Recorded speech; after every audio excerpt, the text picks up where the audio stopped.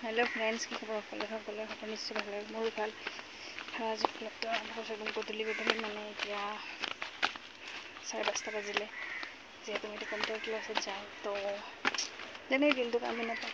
কোনোদিনো সদায় ভাবোঁ blog start কৰোঁ এটা নাই সময় নাপাওঁ সেইকাৰণে গধূলি ষ্টাৰ্ট কৰি আছোঁ আৰু আমি গৈ আছোঁ কম্পিউটাৰ ক্লাছ আমাৰ ৰাস্তাবিলাক কি ক'ব গাইছ পাহাৰৰ ৰাস্তা একদম খিলে বালি সব ৰাস্তা বুলি ক'ব ৰাস্তা নাই যাইছে জংঘলৰ মাজে মাজে কোনোমতে আৰু আজি মানে আহোঁতে অকণমান বজাৰো